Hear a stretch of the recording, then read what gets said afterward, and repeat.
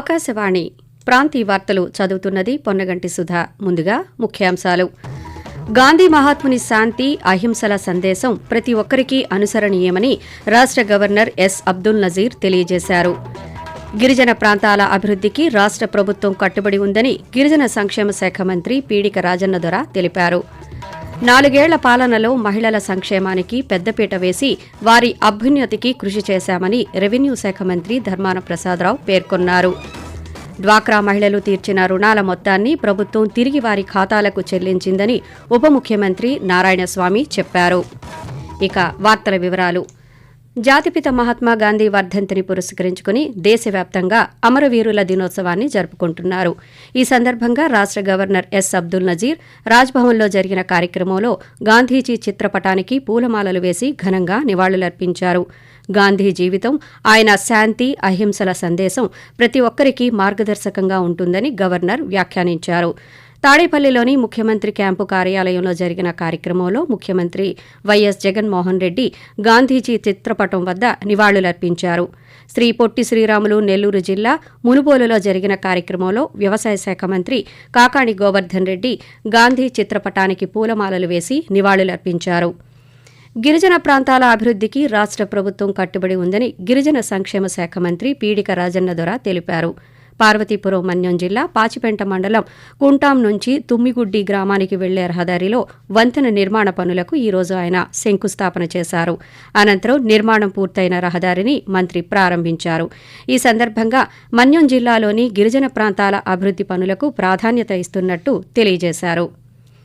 ప్రజల జీవన ప్రమాణాలు పెరిగేలా రాష్ట్రంలో పాలన సాగిస్తున్నామని రెవెన్యూ శాఖ మంత్రి ధర్మాన ప్రసాదరావు అన్నారు. శ్రీకాకుళంలో ఈ రోజు జరిగిన వైఎస్సార్ ఆసరా 4వ విడత పంపిణీ కార్యక్రమానికి ఆయన ముఖ్య అతిథిగా హాజరయ్యారు. ఈ సందర్భంగా మాట్లాడుతూ 4 ఏళ్ల పాలనలో మహిళలను శక్తివంతంగా చేశామని, అన్ని పథకాలు మహిళల పేరు మీదనే రూపకల్పన చేశామని పేర్కొన్నారు. రాష్ట్రంలో ఏ కార్పొరేషన్కు లేని సదుపాయాలు శ్రీకాకుళం కార్పొరేషన్కు కల్పించామని, రిమ్స్ ఆసుపత్రిలో 900 పడకలను అందుబాటులోకి తీసుకువచ్చామని వివరించారు.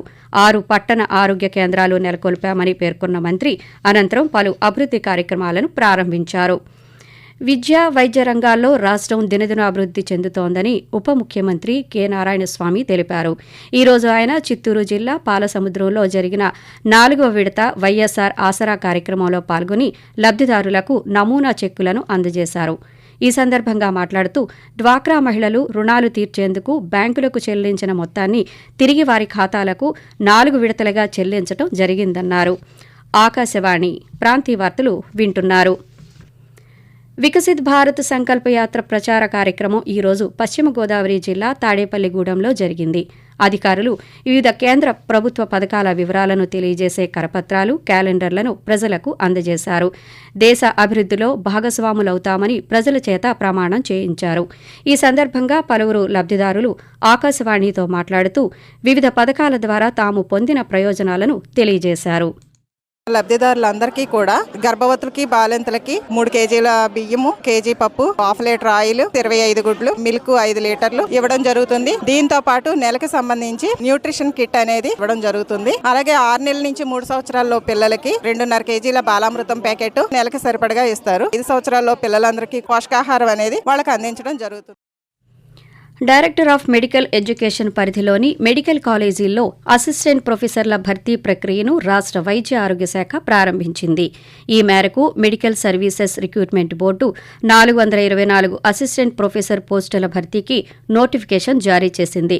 సూపర్ స్పెషాలిటీలో 169, బ్రాడ్ స్పెషాలిటీలో 255 అసిస్టెంట్ ప్రొఫెసర్ పోస్టుల భర్తీ కోసం నోటిఫికేషన్ విడుదల చేసినట్టు board member secretary M Srinivasarao తెలిపారు.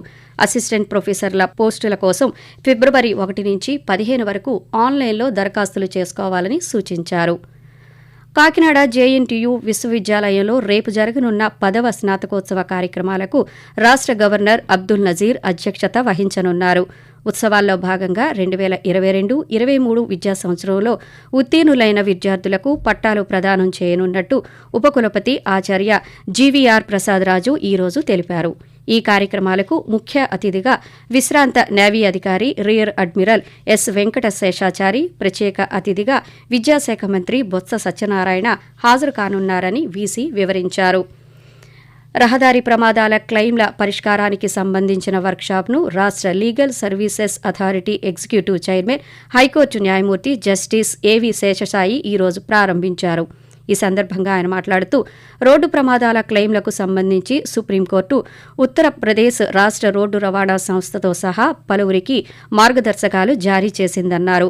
సుప్రీం మార్గదర్శకాలపై పోలీస్, రోడ్డు రవాణా సంస్థ, వివిధ బీమా కంపెనీలు, జిల్లా కోర్టుల్లోని పరిపాలనా అధికారులకు అవగాహన పెంపొందించే లక్ష్యంతో వర్క్షాప్ను నిర్వహిస్తున్నట్టు ఆయన వివరించారు.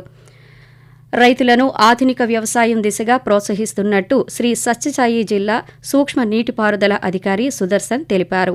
ఈ రోజు ఆయన జిల్లాలో పర్యటించి ఉద్యానవన పంటలు, డ్రిప్ స్ప్రింక్లర్ల వినియోగాన్ని పరిశీలించారు. ఈ సందర్భంగా మాట్లాడుతూ ప్రభుత్వం సూక్ష్మ బిందు సేద్యాన్ని ప్రోత్సహిస్తోందని, రైతులు ఈ అవకాశాన్ని సద్వినియోగం చేసుకోవాలని కోరారు.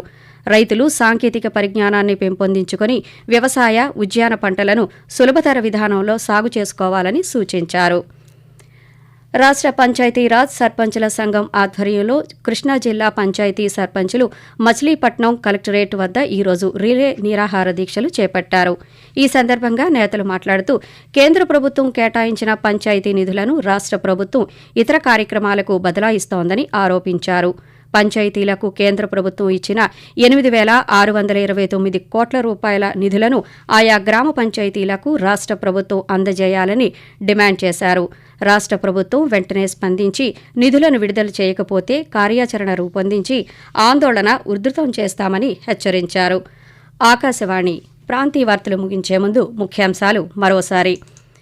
గాంధీ మహాత్ముని శాంతి, అహింసల సందేశం ప్రతి ఒక్కరికీ అనుసరణీయమని రాష్ట్ర గవర్నర్ ఎస్ అబ్దుల్ నజీర్ తెలియజేశారు.